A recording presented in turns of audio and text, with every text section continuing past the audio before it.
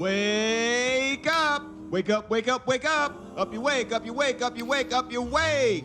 Hello, hello, hello. It is 2024 and the state of cinema is in a precarious position. It feels like we're in a state of transition with multiple plates spinning simultaneously, and if things go in a certain direction, we could be closer to living in the next great era of cinema. But if things go slightly in a different direction, we could see things go from bad to worse. It is 2024 and my sinuses are in a precarious position. I feel like I am going to die. Disney had one of the worst years they've had in recent memory. Look, I know we haven't made a video in a long time, and 1 minute in, and we're already making fun of Disney again, but just let me have this. It's been so long, I need my fix, okay? For so long, Disney was the financial leader of Hollywood, putting all of their eggs in very few baskets, and this year, it really bit them in the ass. Usually, Disney will say, hey, we're remaking a movie you like, but this time, it'll look like vomit. And then the general public are like, yeah, sure, here's $1 billion. But thanks to a $300 million budget, the ever-growing reputation of the quality of these remakes, and a little incy-wincy sprinkle of racism, The Little Mermaid didn't even break even at the box office. Hey, wake up, wake up, wake up! What?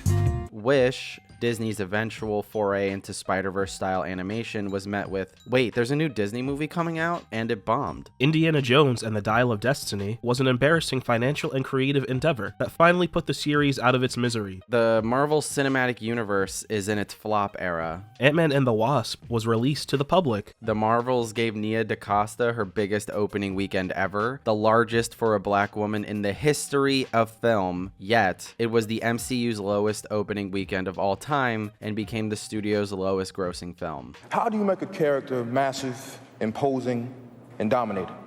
Oh, well, first of all, we cast you. Jonathan Majors beat his then-girlfriend, and a multi-billion-dollar bag for Marvel was snapped out of existence, and now they have to start from square one. Not to mention, their TV shows are being made without showrunners. And then Kevin Feige was like, wait, you can hire someone to do that? You can make a boss for a show? Like a person who gives direction? Yeah, that's crazy. What a concept. Every time Kevin Feige does something really dumb, it's really important to note that he said the following quote, I had to keep saying, this is right out of a camera. There's no VFX work to this at all, because it was a beautiful sunset with perfect waves and mist coming up from the shore on this giant cliffside. Really impressive stuff. Yeah, that's actually wild. Imagine shooting outside. Like, what the fuck? We've been telling the wrong people to touch grass. It's not the incels, it's Kevin Feige. Also, how hard is it to write a script for Blade? It's a movie about a half vampire hunting vampires, and there's already material. How do you fuck this up? They've done this with literally every character. There's like source material, and then they just have to adapt it. I think it's funny that after Mahershala Ali was announced as Blade, he just disappeared, to be honest.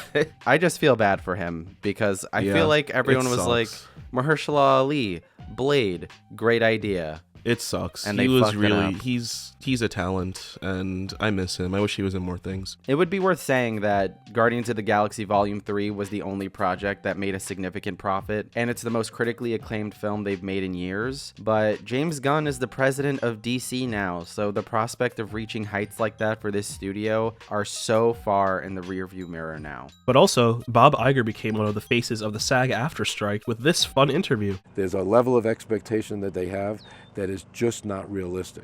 The biggest cloud hanging over Disney's never-ending failures this last year is a corporate proxy war within the executive levels of the company, where Bob Iger, a corporate demon, is trying to make sure Nelson Peltz, an even richer and more hog-like corporate demon, doesn't find himself on the board of directors at Disney. All the employees were smiling, and that's probably in large part because they didn't own any Disney stock. But either way, it's gonna be bad. Kinda like another fight for an executive position that will all be invested in later in the year. It's gonna be awesome.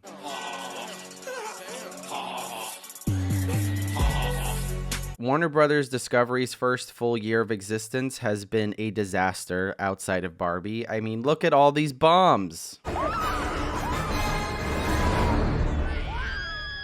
Paramount had a bad year in comparison to 2022, where they had the highest grossing film of the year, Top Gun Maverick, but this year, everything they made was either a bomb or they completely mishandled its release. And now, they are probably going to be bought out by Warner Brothers Discovery. Hey, at least SpongeBob will get to meet Batman or some bullshit. Streaming is not a moneymaker. Who would have thought that if you don't buy the product every time you want to consume a new product, that you're not going to make as much money as the time when you did anyway? So studios are focusing on dual releases and licensing their films to Netflix, which now has everything, including every DC movie, Dune Part 1, Insecure, the HBO original series Band of Brothers, Suits, which blew up in 2023, and Ballers. So many things that are owned by other studios. Netflix is just, they have everything now. They kind of won the streaming war at this point.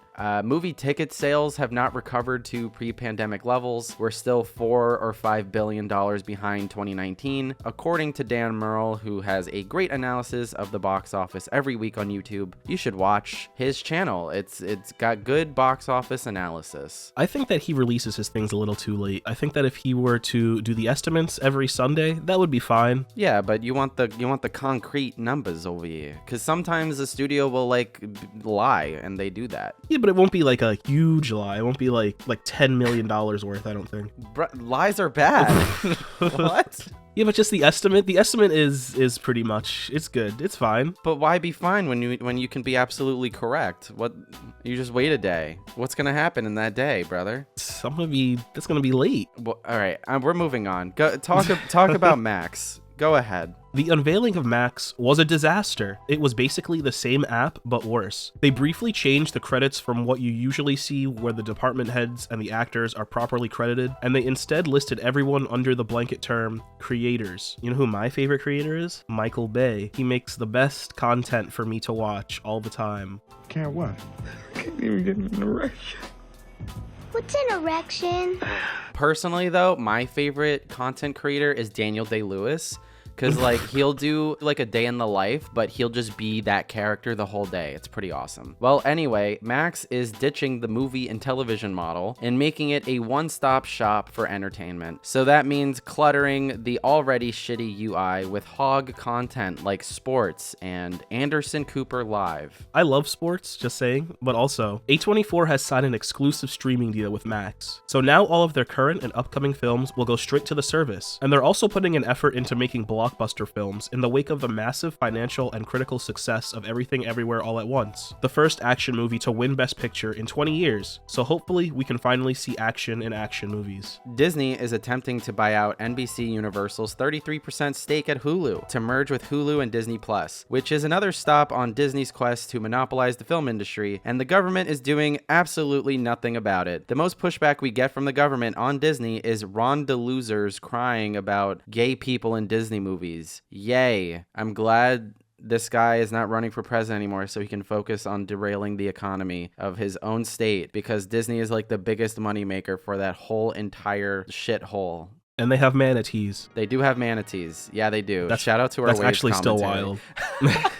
That's actually still wild. I had no fucking clue that Florida had manatees. I said, what the fuck? Brother. So in light of all that terrible decision making, they also decided to rile up the people who actually make the products they profit from. And WGA and SAG simultaneously struck for the first time in 63 years. That's actually insane. You've heard a lot about that in the last 6 months, so we won't bore you with the details, but it was nice to see workers organizing on a large scale and fighting for something that they actually deserve, and having it done relatively successfully, and seeing the ripple effects of that across the United States. And also, VFX companies that work with Marvel are like, no more abuse, because they've been watching our channel and they're like, wow, these guys complained all of 2023 about Marvel VFX. We should probably start a union. And they did. Yeah, hopefully the VFX will actually look good this time. Or according to TikTok people though, Marvel VFX look great, like in Black Panther. Well, TikTok is getting banned soon, so Not because of bad things that actually affect the world, just racism, just white nativist politics. It's great. Love that. The bad is that a lot of films will probably be forgotten about forever in this time period because of their lack of exposure upon release during the strike. Not to mention the endless stream of content that feels like we're all collectively Lucille Ball on the conveyor belt trying to collect all the chocolate. But no matter how hard you try to stuff that content in your mouth or your bra line, you cannot catch them all. And that is going to be affected by AI because the WGA and SAG didn't fight hard enough for a complete and total ban on AI, leaving wiggle room for these corporations to make more content. It's bad. It's very bad. AI will be the death of cinema, and we talk about the death of cinema all the time. Is it the Russo brothers saying the dumbest thing you've ever heard? Is it superhero movies? Is it, next film trend? No, it is going to be AI. I mean, AI is there to replace human beings. And if we're saying that AI can be an actor, or if we're saying AI can be a writer, editor, or a director, that is literally the death of cinema. And this was a moment for them to completely ban it. Speaking of which, voice actors are upset with SAG over a deal they made with an AI company. Did you know this? I did not know this, actually. And you may be thinking, look, this isn't that bad. It's for video games. Who cares? If you don't think with your brain that maybe Replica will be like, hey, SAG, I know we worked together on this video game thing. That was pretty cool. Fuck them video game voice actors, right? Let's do the same thing with animated films. And although artificial intelligence is bad, there are some uses for new technology in general, getting rid of, menial tasks that workers do that take up a lot of time. And in the case of artificial intelligence, they used it on the Spider-Verse films to quicken the very tedious process of animation. And when you watch the film, it still feels like it was animated by human beings. Did you know that? I did not know that. That's crazy. Yeah, it's good. It's good to know things. I feel like this is going to come back to haunt the industry. I don't know. I guess we'll see in 2 to 3 years whenever this deal finishes up. With all these new changes, black and brown people are still at the bottom of the totem pole. Taraji P. Henson was in The Color Purple and spent a bulk of the press junket rightfully airing grievances about her pay, not just on the film, but on most of the films in her career, which is not embarrassing for her, but embarrassing in general because a billionaire named Oprah Winfrey, you might have heard of her, produced the film. Not just one billionaire, but 2 billionaires, by the way. I love you, Steven, but what are you doing? Not just her, but Ava DuVernay and Anjanou Ellis-Taylor have aired their grievances in light of their new film Origin, which has been a struggle to get made and distributed, even to the point where Anjanou Ellis-Taylor was spotted outside of a movie theater in Los Angeles handing out flyers for the film. She apparently wanted to do this anonymously, and someone caught her and realized, oh wait, this is the star of the movie that's on the poster that's hanging above the theater. That's wild. Another person who sees the writing on the wall is Issa Rae, who recently did an interview with Time magazine where she was not happy with the state of Hollywood. She said, "I've never seen Hollywood this scared and clueless and at the mercy of Wall Street. Y'all aren't creative people. The people that are taking chances are on platforms like TikTok. That's what's getting the eyeballs of the youth. So you're killing your own industry." And honestly, she was cooking. She cooked here. You're kidding me, right? Slow down. I wrote some of these, and they're the ones you're laughing at. Look. The Golden Globes were... The Oscars were a huge W last year in terms of presentation and important winners like the Daniels sweeping in every category, but still neglecting horror films, stunt performers, and casting directors, while also giving people awards not just for the performance, but because they feel bad that they didn't recognize them earlier. A tale as old as time, a song as old as rhyme. The Oscar nominations are out for this year, and what the fuck? I love all the Best Director nominations, but no Greta Gerwig? No Greta Lee for Best Actress? Where are the Gretas? No May December noms besides screenplay. It's one of the best edited films of the year. No Natalie Portman, no Julianne Moore, no Zac Efron for Best Actor in The Iron Claw. Are we kidding? Are we smoking crack? There's still a big issue, in my opinion, with the Best Picture category because, one, there's too many movies in that category, but Best Picture is the same award as Best Director. But maybe we'll get into this another time. We probably will. I love complaining about the Oscars. It's actually my favorite thing to do when talking about movies. Shout out to Green Book. Shout out to Crash. Shout out to Bohemian Rhapsody. Shout out to... what's another crazy movie? Coda. Okay, Coda. Oh, fuck, Coda.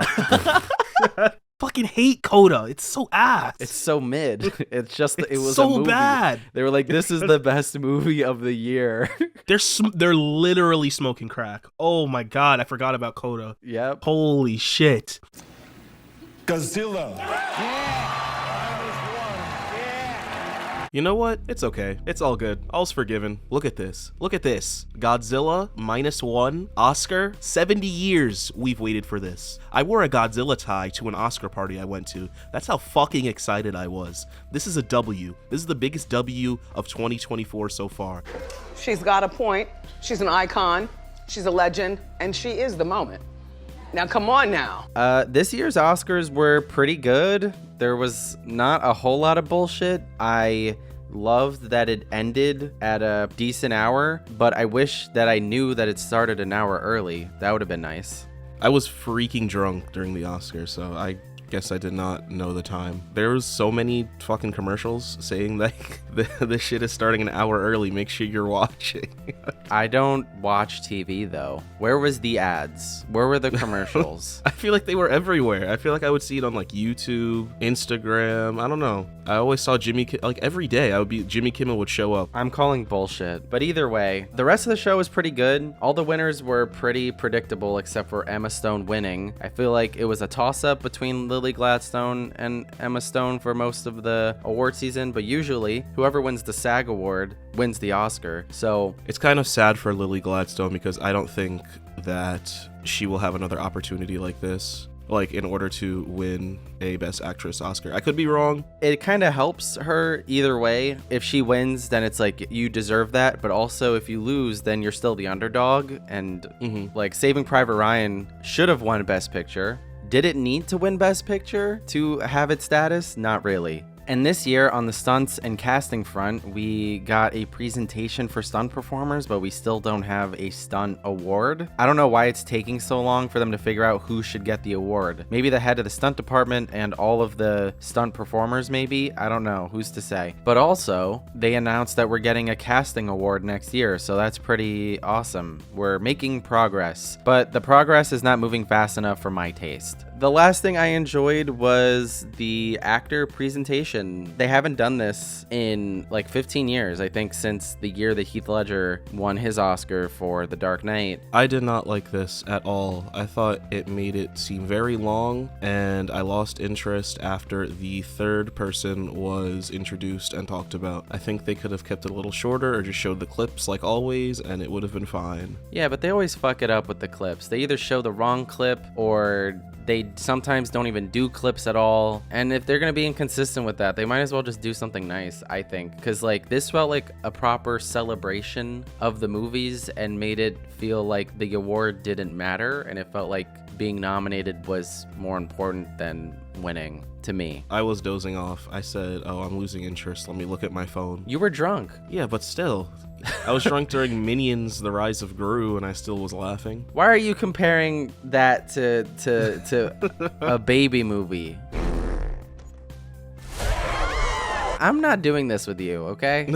I'm not doing this with you. It was cool. It was great. It made me happy, and they should do it with directors. And the last thing, Jimmy Kimmel shouldn't host anymore. I want John Mulaney to do it, and that's my take. Is that an acceptance speech in your pocket, or do you just have a very rectangular penis? Here's what a great actor Angela Bassett is. She got an Oscar nomination for a Marvel movie.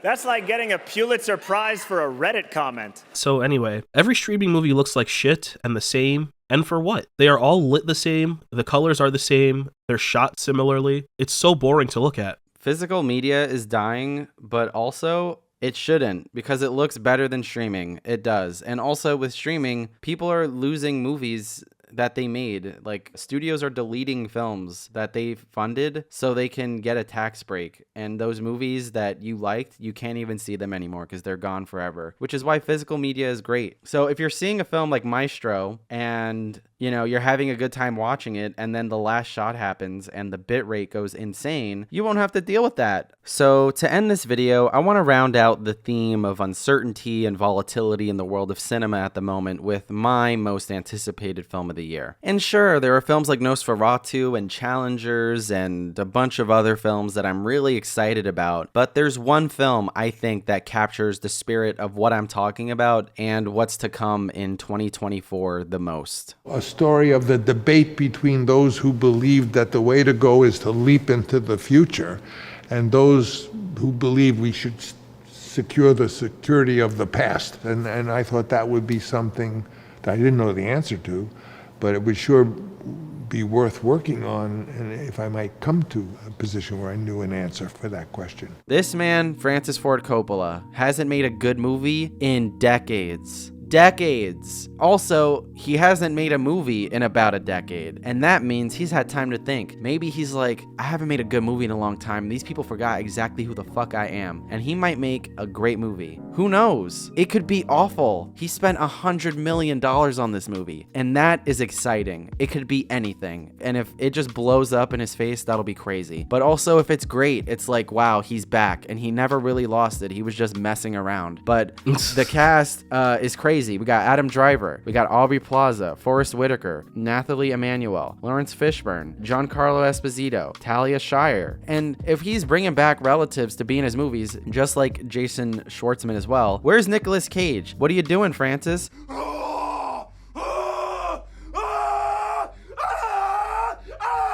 And we have 3 problematic kings in this movie. He went for the holy trinity of problematic kings. We got conservative hog Jon Voight, we got Dustin Hoffman, and we got Shia LaBeouf.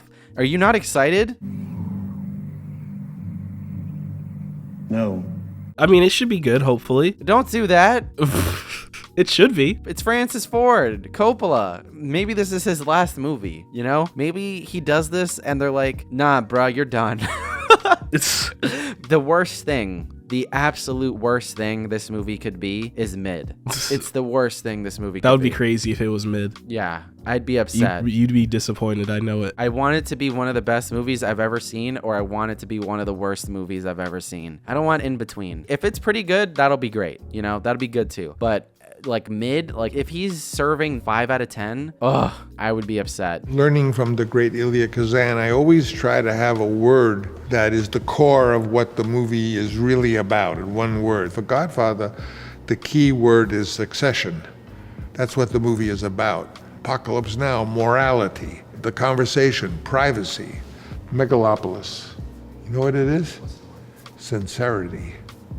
So on my end, for the past 2 years, I feel like I haven't been excited for any specific movie release besides maybe Godzilla -1. Like last year's most anticipated video had, 5 or 6 movies I was looking forward to, and I only end up thinking about 2 of them regularly now. I'll go see everything, but nothing is screaming must-see movie to me. Hopefully this year I'm pleasantly surprised. I guess we will see. But there's so many movies this year, like Dune. But next year we got The Batman 2.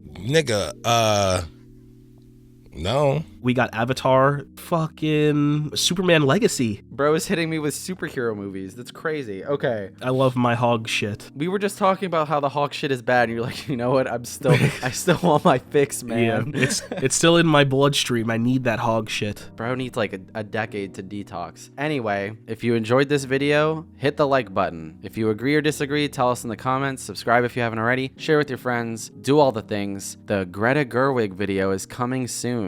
Ooh.